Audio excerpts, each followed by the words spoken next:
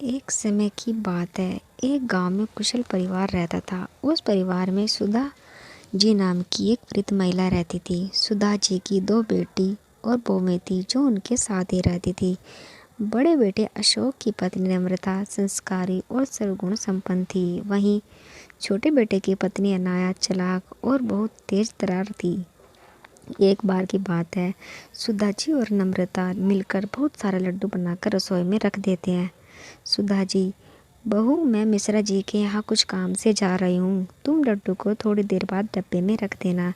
ये बोलकर सुधा जी बाहर चली जाती है। नम्रता अपने बेटे की आवाज़ सुनकर उसे देखने चली जाती है। तभी नाया रसोई में आती है और शुद्ध देसी घी के लड्डू देख उसके मुंह में पानी आ जाता है और एक लड्डू खा लेती है। अनाया, वाह इतने स्वादिष्ट लड्डू मैंने कभी नहीं खाए।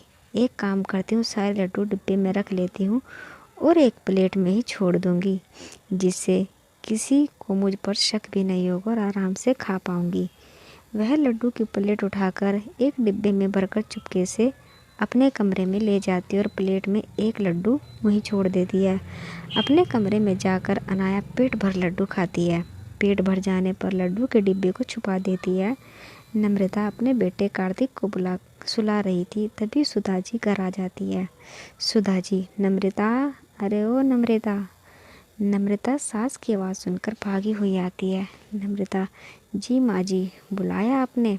सुधा जी, बेटा जरा चाय बना देना। हाँ, लड्डू भी ले आना, एक दो खा लूँगी। नम्रता रसोई में जाती और लड्डू का खाली प्लेट देखकर चौंक जाती है। नम्रता, लड्डू कहाँ गए? मैंने तो डिब्बे में भी नहीं रखे, प्लेट में तो एक ही लड्डू है, अभी माँ को बताती हूँ। नम्रता सुधा जी को आकर बात बता देती है। नम्रता जी, लड्डू रसोई में नहीं, मैंने वहीं रखे थे पर अब नहीं है। सुधा जी, क्या लड्डू तो मेरे सामने ही बनाए थे, फिर कहाँ गए? नम्रता, पता नहीं माँ जी, कार्तिक रो रहा था तो मैं कार्तिक के पास चली गई, उसे सुलाकर अभी आपकी आवाज़ सुनकर आ रही हूँ। सुधा जी रसोई में जाती है और अनाया लड्डू से भरा मुंह जल्दी जल्दी साफ करती है, रसोई में आती है। अनाया, क्या हुआ मम्मी जी, आप गुस्से में क्यों हैं? सुधा जी, बहू यहाँ लड्डू के प्लेट रखे थे, अब देखो इसमें एक भी लड्डू नहीं, पता नहीं कौन खा गया, शुद्ध घी के लड्डू थे। तभी अशोक और राहुल भी आ जाते हैं। रसोई से लोगों की बातों को देख दोनों रसोई की ओर जाते हैं। अशोक अपनी माँ से मजाक में कहता है। अशोक, क्या हुआ माँ? क्या आप माँ किस गहन विषय पर चिंतन चल रहा है? सुधा जी, अरे देखो ना बेटा, शुद्ध देसी घी के लड्डू बनाए थे, पता नहीं कौन खा गया, अब इसमें एक भी नहीं है। अनाया, आपके बाहर जाने के बाद तो नम्रता दीदी ही थी ना रसोई में, शायद कहीं उन्होंने ही। नम्रता, अनाया ये क्या बोल रही हो तुम? मैं कार्तिक के पास थी। सुधा जी, और घर के सदस्य भी अनाया की बात पर विश्वास कर लेते हैं और नम्रता के खिलाफ हो जाते हैं। सभी नम्रता को खूब सुनाते हैं और वो रोने लगती है। अनाया बहुत खुश होती है और खुद से कहती है, इन लोगों को बेवकूफ़ बनाना कितना आसान है। कुछ दिन बाद सुधा जी काजू और बादाम खरीद कर लाती है और नम्रता को संभाल कर रखने के लिए देती है। सुधा जी ये कहकर वहाँ से चली जाती है। नम्रता काजू और बादाम के डिब्बे को अलमारी में रख देती है। अनाया काजू बादाम का डिब्बा देख लेती है और रोज़ मुट्ठी भर के काजू बादाम खाती है और इस तरह एक ही हफ्ते में काजू बादाम ख़त्म हो जाते हैं। सुधा जी, अरे नम्रता, तुझे काजू बादाम ला कर दिए थे, तू तो दिखा भी नहीं रही, कहीं कहाँ रख दिए? हमें भी दिखा दे, हम भी दर्शन कर लेंगे, या मंदिर में रख कर पूजा करेगी तू? नम्रता, जी माँ जी अलमारी में रखे हैं, अभी लेकर आती हूँ। ये बोलकर नम्रता रसोई में जाती है और काजू बादाम का डिब्बा निकालती है, पर डिब्बे में तो काजू बादाम ना के बराबर थे। ये देखकर नम्रता चौंक जाती है और रोने लगती है। नम्रता के रोने की आवाज़ सुनकर सुधा जी और घर के सारे सदस्य रसोई में आते हैं। नम्रता को रोता देख सुधा जी बोलती है। सुधा जी, अरे क्या हुआ, क्यों रो रही हो? नम्रता, जी माँ जी, काजू बादाम यहीं रखे थे, पता नहीं कहाँ गए। सुधा जी, क्या 4 दिन पहले ही तो लाई थी काजू बादाम का डिब्बा और ख़त्म भी हो गया। अनाया अपनी चोरी छुपाने के लिए फिर नम्रता पर इल्ज़ाम लगा देती है और कहती है, अनाया, नम्रता जी, खाने का मन था तो खाइए, लेकिन ऐसे चोरी करना ठीक नहीं है दीदी। सुधा जी, पता नहीं इस घर में क्या हो रहा है, खाने की भी चोरी। अरे बहू, थोड़ा बहुत दूसरों को भी चखा दिया करो, इस घर में और भी लोग रहते हैं। यह बोलकर सभी चले जाते और नम्रता रोने लगती है।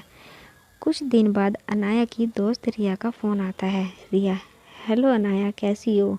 अनाया, मैं ठीक हूँ, और तुम बताओ, इतने दिनों बाद कॉल किया। रिया, घर के कामों में बिजी रहती हूँ ना, चलो ना हम कल मिलते हैं, शॉपिंग करेंगे, खाएंगे पिएंगे। अनाया, अच्छा ठीक है, कल मिलते हैं। वैसे भी शादी को 2 महीने को हो गई, कहीं घूमने भी नहीं गई मैं, राहुल को तो टाइम ही नहीं मिलता। रिया, ठीक है ना, कल मिलते हैं, तू तैयार रहना। अनाया खुद से कह दिया, मैंने रिया को हाँ तो बोल दिया, पर पैसे कहाँ से लाऊंगी, बाहर जाने का मतलब पैसों का खर्च होना। अब अनाया पैसों का जुगाड़ में लगी है। वो सुधा जी के कमरे से गुजरती है, तभी अशोक और सुधा जी को 10,000 रुपये रखने के लिए देती है। अब रात होते ही अनाया सुधा जी के कमरे में आती है और 10,000 की गड्डी चुरा लेती है। सुबह होते ही अशोक 10,000 रुपये सुधा जी से मांगता है। अशोक, माँ, वो 10,000 दिए थे ना, वो ना दोस्त को वापस देने हैं, वह लेने के लिए आ रहा है। सुधा जी कमरे में पैसे लेने जाती है। जैसे ही अलमारी खोलती है तो पैसे कहीं नहीं मिलते। सुधा जी चिल्लाती है। चिल्लाने की आवाज़ सुनकर सुधा जी के सभी सदस्य सुधा जी के कमरे में आ जाते हैं। अशोक, क्या हुआ माँ, अब क्यों चिल्ला रही हो और इतनी घबराई हुई क्यों हो। सुधा जी, मैंने यहीं 10,000 रखे थे, अब नहीं है, पता नहीं कहाँ चले गई। अशोक, नहीं है मतलब।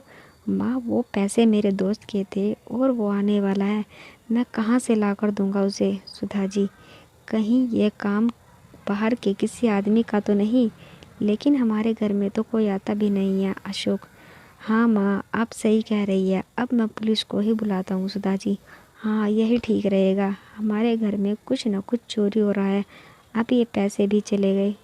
तू बुला ले बेटा पुलिस को। पुलिस का नाम सुनते ही अनाया घबरा जाती है। अशोक का दोस्त पैसे लेने आता है। ये देखकर नम्रता जल्दी से अपने कमरे में जाती है और अपने बचाए हुए पैसे लाकर अशोक को दे देती है। नम्रता के पास 10,000 रुपये देखकर लोग नम्रता पर शक करने लगते हैं। सुधा जी, ये पैसे कहाँ से आए तुम्हारे पास बहू। नम्रता, माँ जी, ये हमारे बचत किए हुए पैसे हैं। सुधा जी, बचत किए हुए या फिर चुराए हुए, देख बहू सच बता दे। अनाया की जान में जान आ जाती है।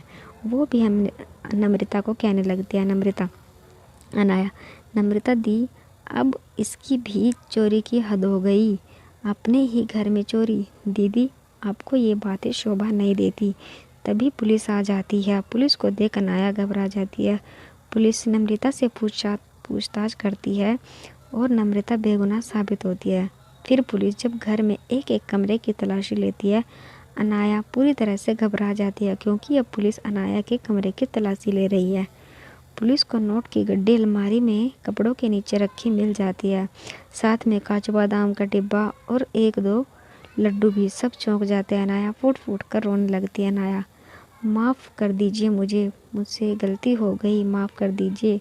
सुधा जी, सब कुछ तुमने चुराया और मेरी बहू नम्रता को दोषी बनाया। अनाया रोने लगती है और नम्रता से भी माफ़ी मांगती है। नम्रता, कोई बात नहीं अनाया, तुम्हें इस घर में चोरी करने की कोई ज़रूरत नहीं। तुम्हें कुछ भी चाहिए हो तो तुम हम सबसे कह सकती हो। हमारी एक गलती ने तुम्हें कितनी बड़ी मुसीबत में डाल दिया था। अनाया, मैं आप सबसे माफ़ी मांगती हूँ, आगे से ऐसा कभी नहीं करूँगी। नम्रता अनाया को गले लगाती है और सुधा जी भी नम्रता से माफ़ी मांगती है और नम्रता सबको माफ़ कर देती है और अब से सब खुशी खुशी ज़िंदगी जीते हैं।